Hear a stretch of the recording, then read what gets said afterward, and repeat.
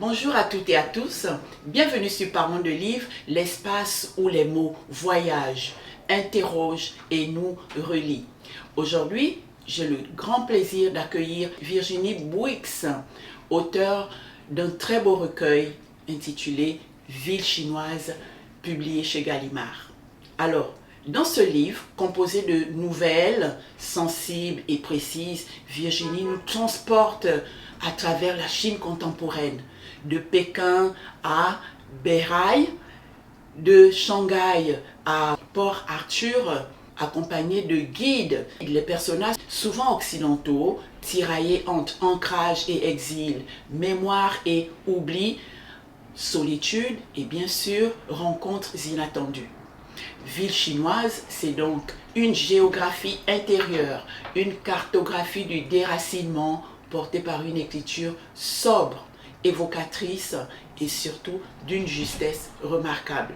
Aujourd'hui, avec Virginie, nous allons donc parler du rapport à la Chine, du départ, de ces fragments de vie qui font littérature et bien sûr des sensations. Ça ne manque pas dans le récit. Bienvenue Virginie sur Parlons de Livres et merci d'avoir accepté notre invitation. Bonjour et merci beaucoup pour votre invitation.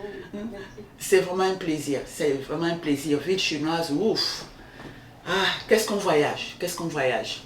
Alors Virginie, avant tout, je vais vous demander, si vous le voulez bien, de vous présenter brièvement aux personnes qui nous regardent, leur dire qui est Virginie Bouix. Oui, alors je suis née en France à Bordeaux et j'ai fait des études de droit qui m'ont amenée à exercer très peu finalement la profession d'avocate et actuellement je suis juriste, j'ai un travail de juriste. Mais dans le cadre de mes premières expériences professionnelles, j'ai été amenée à travailler en Russie. Et puis ensuite, je suis partie en Chine pour des raisons plus personnelles, on va dire. Et donc, j'y ai vécu un certain temps à Suzhou, à côté de Shanghai. Et c'est ce voyage en Chine qui m'a permis de songer à publier, parce que finalement, j'écrivais depuis toute petite, mais je n'avais jamais vraiment terminé quelque chose. Et c'est grâce à cette expérience-là que j'ai écrit d'abord un premier recueil qui s'appelle Les Fleuristes, qui est sorti chez Gallimard également, et puis ensuite Ville chinoise, ce deuxième recueil, puis un autre livre après. Voilà. Ah oui. Alors, toutes ces nouvelles couvrent différentes villes chinoises, des saisons. Comment avez-vous choisi ces lieux? Sont-ils liés à votre propre parcours? Oui, tout à fait. J'ai choisi ces lieux. Alors, en fait, à l'époque, je venais de sortir mon premier livre et je travaillais sur un roman qui finalement n'a pas vu le jour.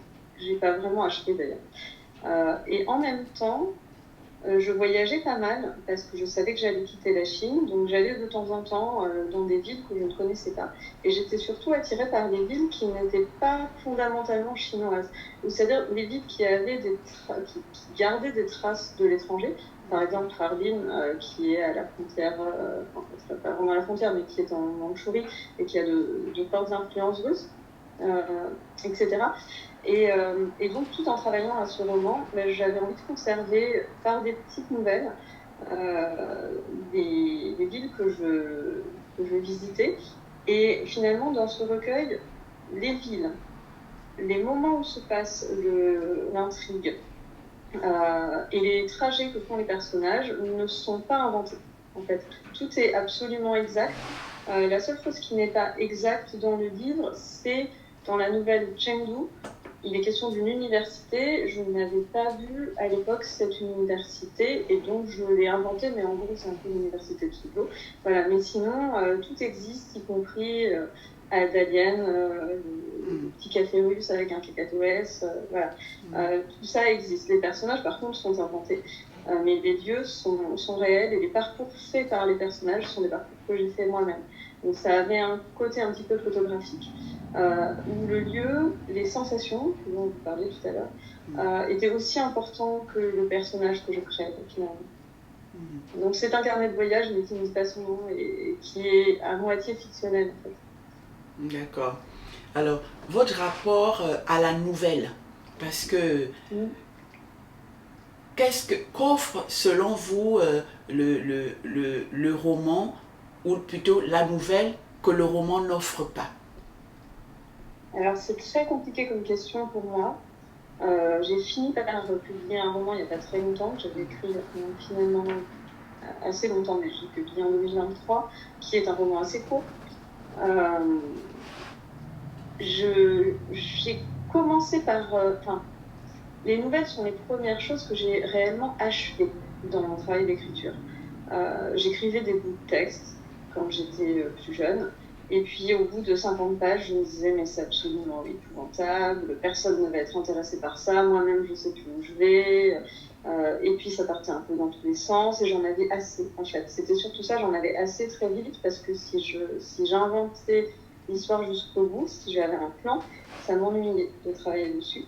Donc la nouvelle avec sa forme très concise, ça m'a permis déjà dans un premier temps d'achever ce que j'écrivais et de résumer les choses et de ne garder que l'essentiel. Même si, en réalité, il y a pas mal de descriptions dans mes nouvelles.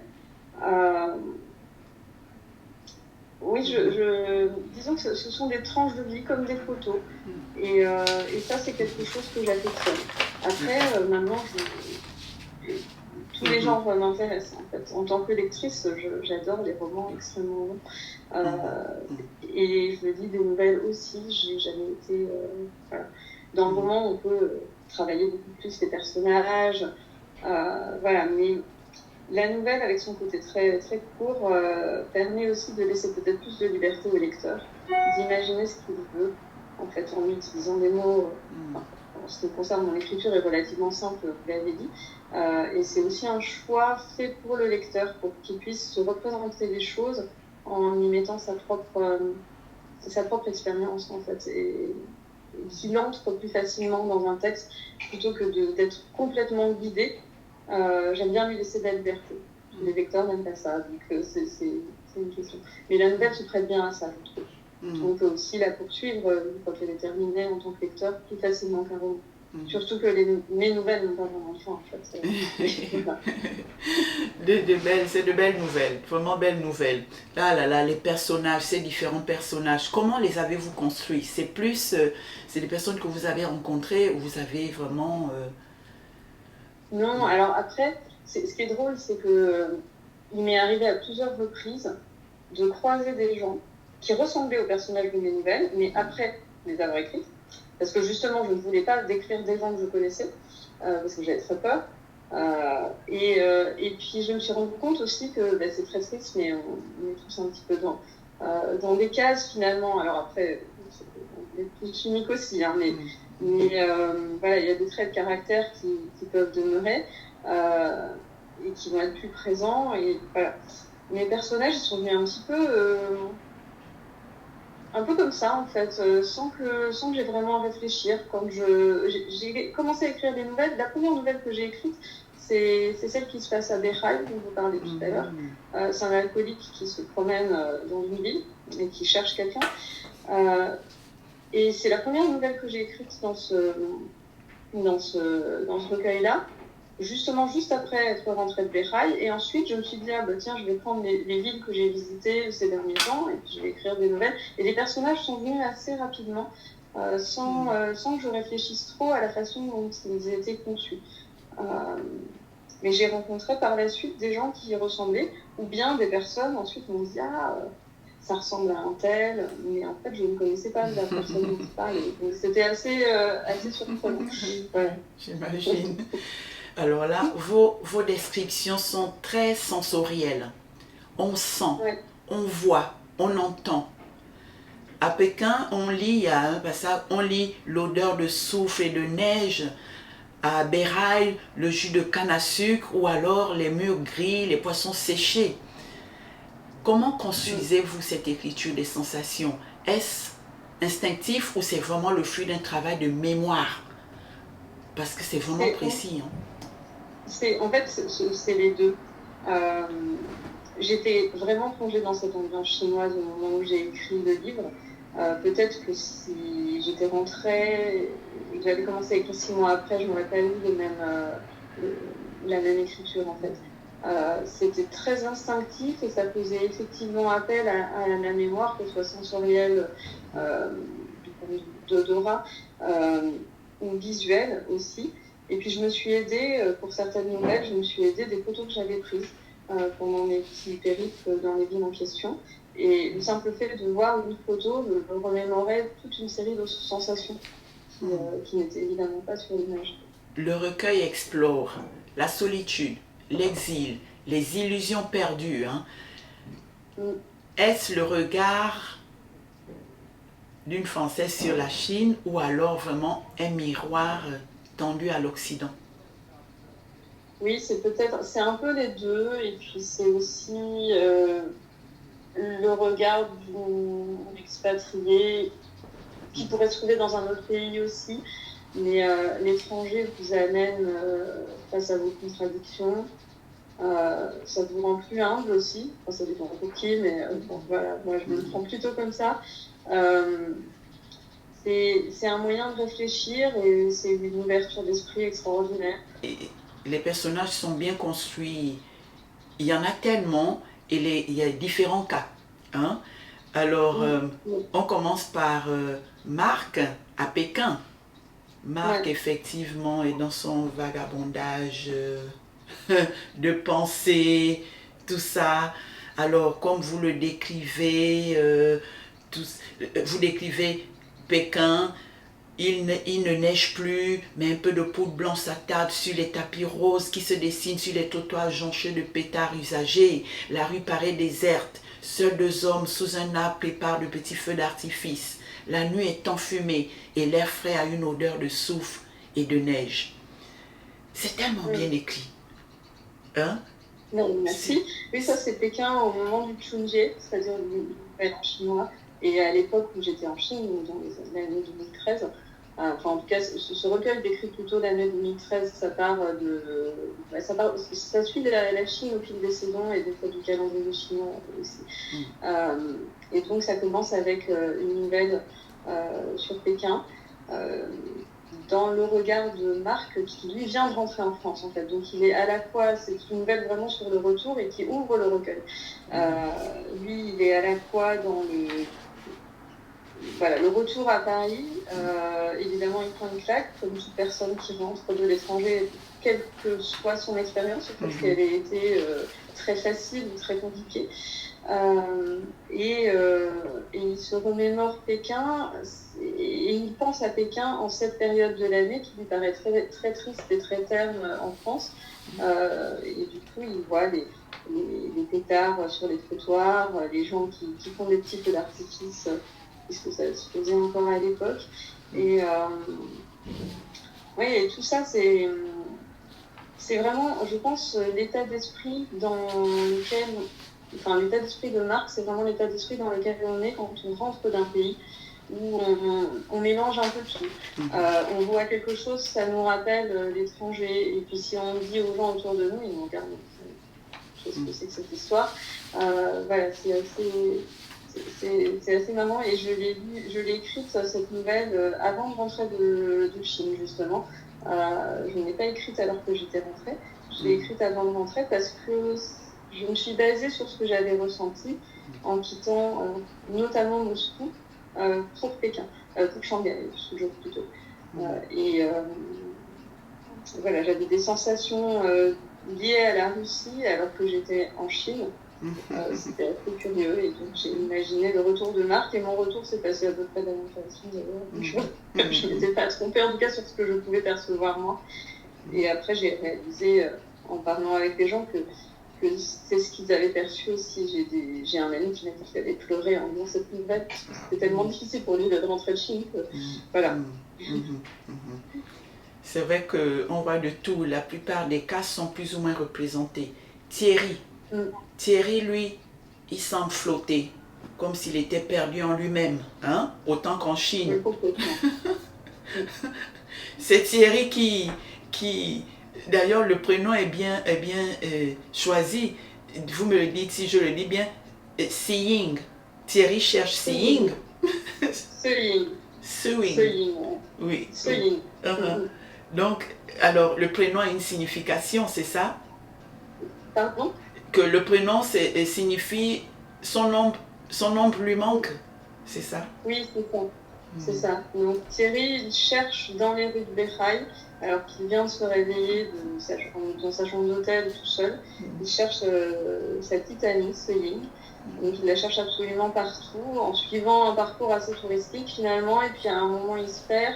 Et son parcours est ponctué d'arrêts pour acheter des bières, pour boire quelque chose. Et évidemment, à la fin, il est de plus en plus... il est de moins en moins bien. Et il est complètement perdu, effectivement. Et cette nouvelle a une chute, donc je ne vais pas la raconter. Voilà. Mais et tout est lié au prénom de Céline, effectivement. Oui, j'ai trouvé ça bien. J'ai vraiment trouvé ça bien. C'était bien raconté, bien choisi et tout. Il y a beaucoup d'humour aussi là-dedans. Hein? L'humour parce que la scène avec le consul, évidemment, quand on est consul dans un pays comme celui-là, forcément,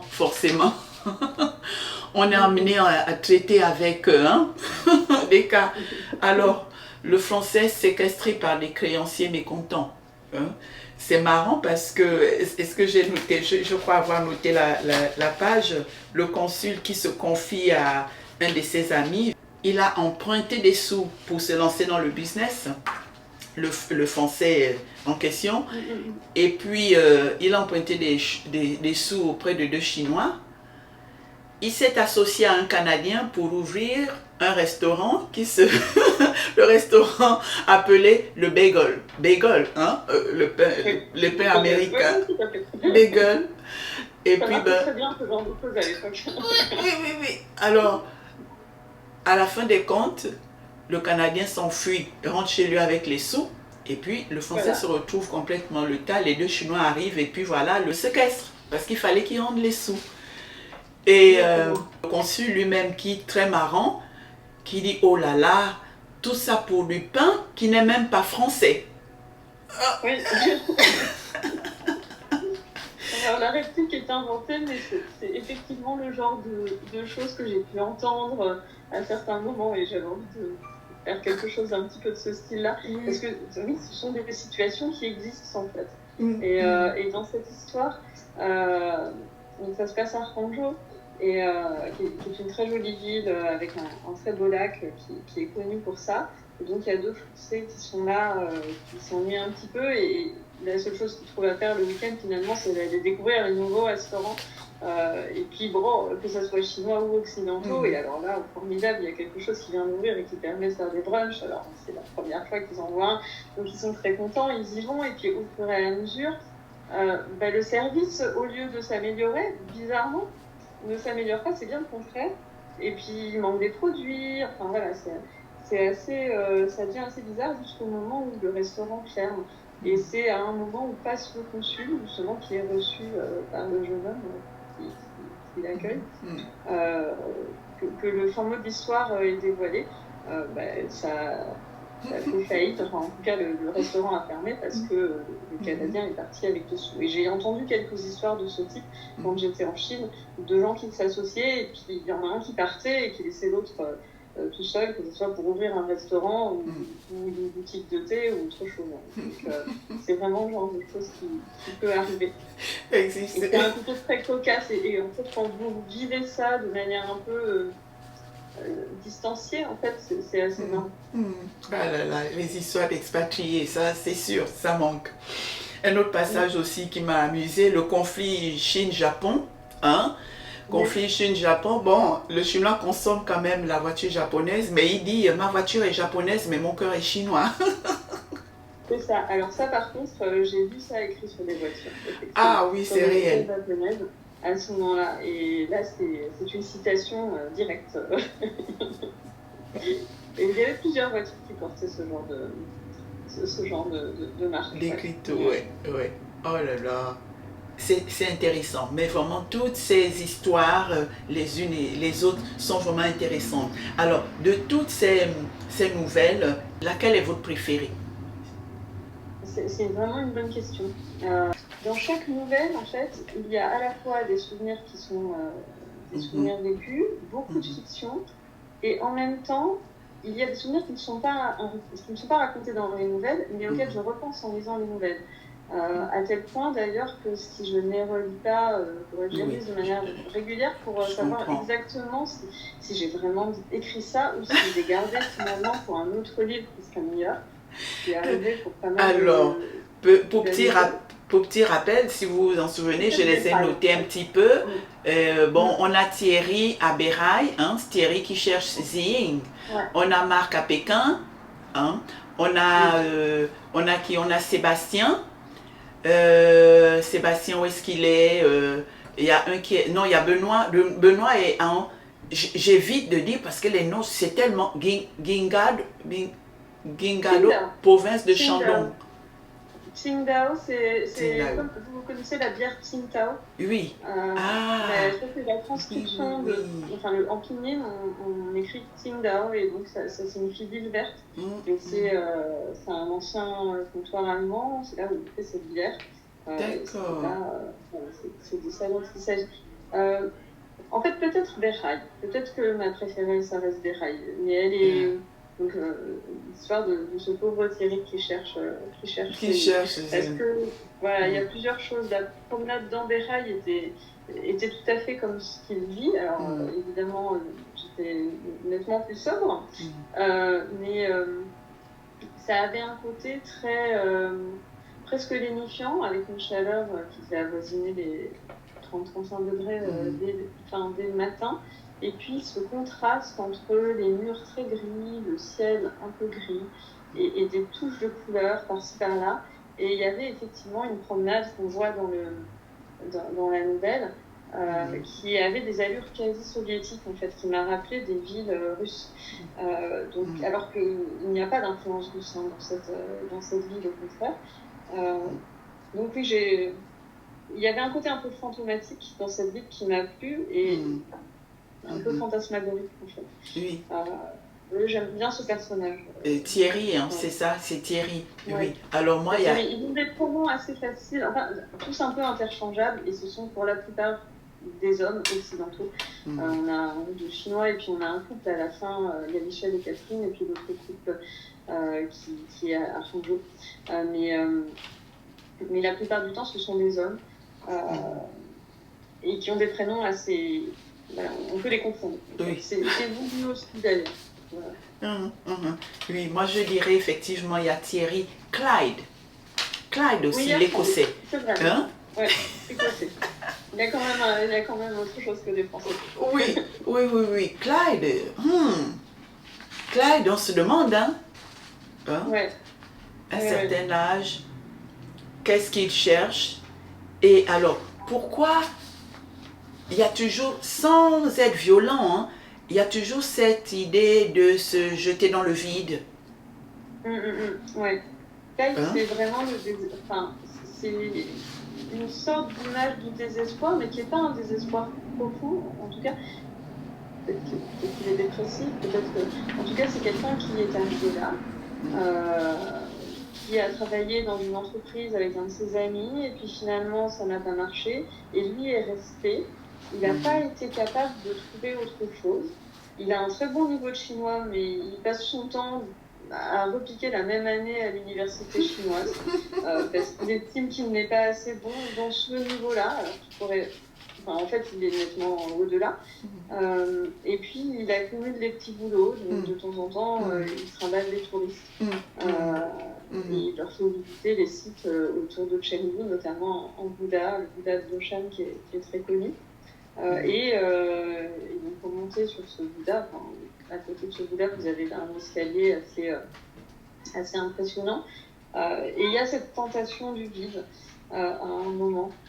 Bon, moi, je suis plus optimiste. Je me dis qu'il reste, il reste sur son escalier, il redescend. Il ne lui arrivera jamais rien de grave, mais en fait, c'est quelqu'un qui est bloqué dans sa situation, qui n'a pas la force de changer de situation. Et ça arrive à tout le monde. Enfin, ça peut arriver à tout le monde.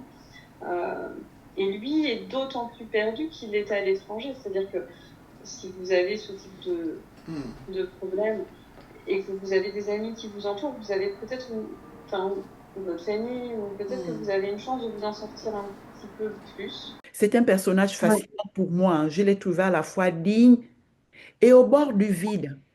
au bord du vide, Complètement. parce que Mm. cette envie de se jeter qu'il évoque sans drame, bien sûr, sans drame, hein, c'est dans le Mm. film.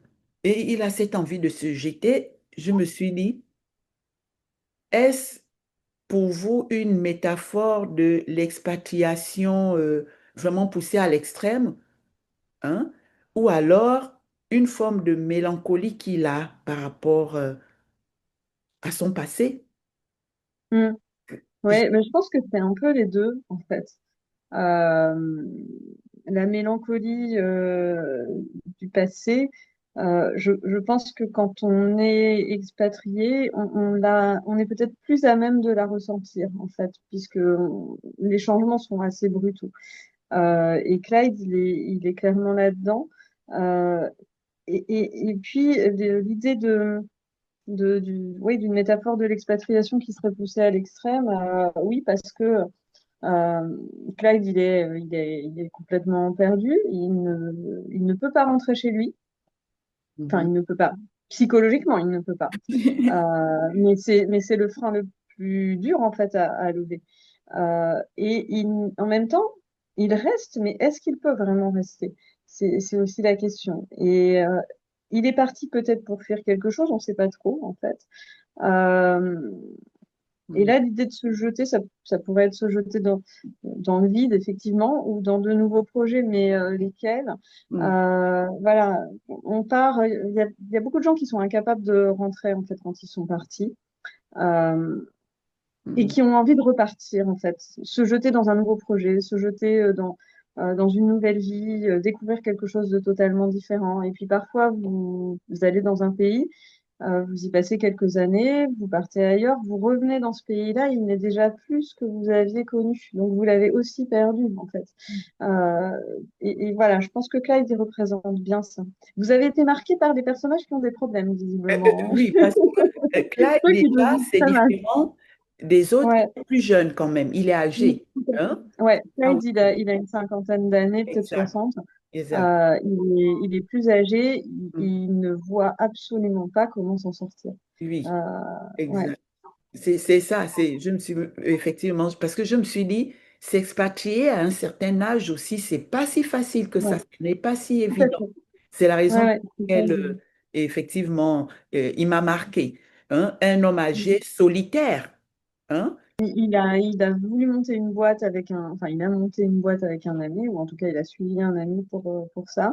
Et puis finalement, ça a fini par ne pas marcher, et lui est resté sans pouvoir se réinventer. C'est vrai. Euh, et, euh, et donc, bah, il enseigne un peu, il fait le guide, et puis il repique toujours la même année de Mm. chinois à l'université, alors qu'en fait, à force d'être dans le pays, bah, il a un niveau de chinois qui est excellent.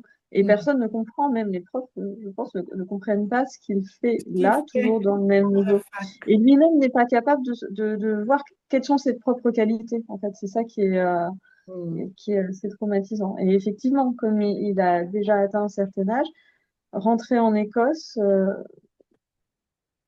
Mm. il sait pas ce qu'il ferait en Je fait. sais pas. Et il n'en a pas envie non plus. Mais en même temps, rester, bah, il est lui aussi, il flotte. Il est dans un entre-deux qui est pas très confortable, Mhm. mais il tient. Donc c'est pour ça qu'il reste, Exact, j'imagine. exact. Il m'a marqué, il m'a marqué. Je l'ai même noté, le personnage de Clyde dans la nouvelle Port Arthur.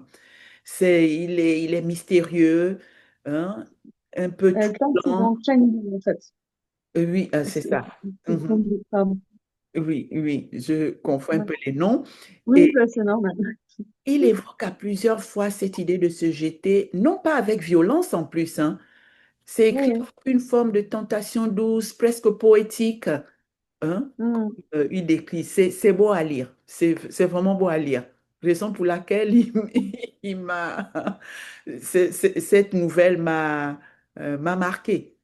Catherine et Michel, qui eux sont dans Mm. l'enseignement, alors c'est noté, beaucoup de profs étrangers viennent en Chine. Je me suis dit, est-ce un constat, une réalité? Alors, à l'époque, c'était un constat, et c'est aussi quelque chose que j'ai entendu de la part de beaucoup de Chinois, en fait, quand ils me demandaient ce que je faisais là, ils me disaient, vous êtes enseignante, parce que pour eux, l'étranger qui venait, c'était souvent un prof, Il y avait beaucoup de gens qui venaient faire des affaires diverses, hein, des avocats, voilà, plein de choses qui se montaient. Mais il y avait à l'époque, en 2013, pas mal d'écoles de langue qui avaient ouvert euh, avec des enseignants étrangers et Mhm. pas mal de programmes de coopération entre des universités françaises et des universités chinoises.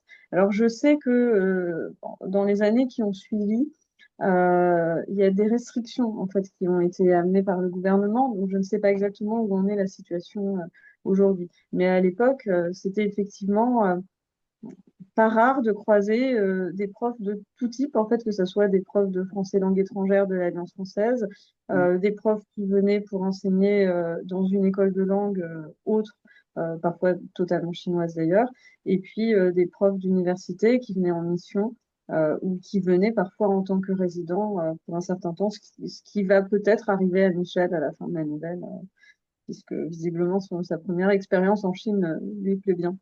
Mhm. Mhm. Mhm. Ben oui, hein, l'expatriation, c'est vrai que quand on s'expatrie, ben, qu'est-ce qu'on cherche à faire en général? C'est opérer, travailler dans quelque chose qu'on connaît bien. Vous voyez, Mm, un Français qui mm. part et qui vient ben, à New York, bon, si on n'a vraiment pas un projet de business, on se dit, bon, on va essayer de faire quelque chose qu'on connaît bien, vendre la langue, la Ouais. langue française à l'étranger. Ouais. S'il fallait décrire ville chinoise, hein, Mhm. s'il fallait définir ville chinoise en une phrase, que Oui, diriez-vous? alors en une phrase, je dirais que c'est le récit d'une année en Chine, euh, en suivant les pas de différents personnages qui sont tous un petit peu liés à différents moments de l'année, dans différentes villes. Mhm. Et pour moi, si je devais donner un mot, ça serait carnet de voyage ou album photo, en fait, un peu les deux. Carnet de voyage, oui, oui, oui. Mais carnet de voyage de fiction. Donc c'est Mhm. ça. Les personnages sont là pour habiller les lieux, bizarrement, plutôt que les lieux qui habillent les personnages. Mhm. Ou en tout cas, ils ont la même importance. Exact. Alors, Virginie, je ne sais pas si vous avez une copie avec vous pour le montrer à l'écran et la copie du livre. Je veux dire, ah oui, oui, je l'ai. Ah oui, c'est ça. Mesdames et messieurs, on arrive au terme de notre entretien. Ça passe vite. Donc, vous avez Ville chinoise de Virginie Bouix, C'est euh, ça. publié chez Gallimard. C'est un recueil qui laisse une empreinte, celle d'un regard lucide mais tendre sur le monde, notamment la Chine contemporaine. Et c'est pour moi, en fait, je dis, c'est un regard tendre sur le monde et sur ce que vivre ailleurs, que ce soit géographiquement, émotionnellement ou intimement veut dire. Il faut le lire parce que là-dedans, elle a pris l'exemple, je vous dis, des expatriés, différents profils, on se retrouve quelque part. En les regardant, que ça soit seul, en solitaire, il y a des solitaires, il y en a qui sont en couple, quelque part, on se retrouve dans ce récit parce que c'est tout simplement une réalité, c'est la réalité de ce que c'est que l'expatriation. Hein? Comme je le disais, soit c'est l'ancrage, soit c'est l'exil, soit c'est la mémoire, l'oubli, la solitude, la quête de découverte, ou alors on fait des rencontres inattendues. Et ça, on le retrouve dans Ville. Je vais demander à Virginie de nous montrer à nouveau le, le livre. Voilà, Ville chinoise, mesdames et messieurs. Virginie, vous dites aux personnes qui nous regardent, à nos lecteurs, où est-ce qu'ils peuvent se procurer Ville chinoise? Alors, dans les librairies et en ligne, sur tous les sites de vente en ligne, mais je pense qu'il n'est plus disponible dans pas mal de librairies, mais il peut être commandé chez votre libraire habituel. Voilà. Il existe en version numérique et en version brochée. Voilà, version numérique et en version papier. Donc, vous pouvez vous le procurer sur les sites de vente en ligne. Mm, Merci, mm. merci beaucoup Virginie pour cet échange riche et sensible parce que ben, à travers vos mots, vos souvenirs, vos silences parfois, parce que tous les personnages, vous ne les nommez pas, tous les personnages n'ont pas de prénom, Mm. notamment, on ressent combien l'écriture peut faire écho à ce que nous, ce qui en nous, hein, cherche encore une langue pour se dire. Vous voyez ce que je veux Ben, je dire? vous remercie. Tout à fait, je vous remercie parce que c'est justement ce que je cherche à faire en écrivant. Voilà. Vraiment un grand merci à vous. Merci à vous. On se dit donc à très bientôt. Oui, oui, oui. Merci encore. Voilà. Au revoir Virginie. Au revoir. Nous disons donc merci à Virginie Wicks pour ces fragments d'exil qui résonnent longtemps, pour ce voyage à travers les villes chinoises et les silences de l'exil. Pour celles et ceux qui aiment les récits sensibles, justes, lumineux, ce recueil est donc une escale précieuse à ne pas manquer. Un recueil fin et profond à lire comme on traverse une ville inconnue, avec écoute, lenteur et émotion. Merci de nous avoir suivis. On se dit donc à très bientôt. N'oubliez pas, vous voulez nous soutenir, commencez par appuyer sur la touche subscribe. On se dit donc à très bientôt. Merci.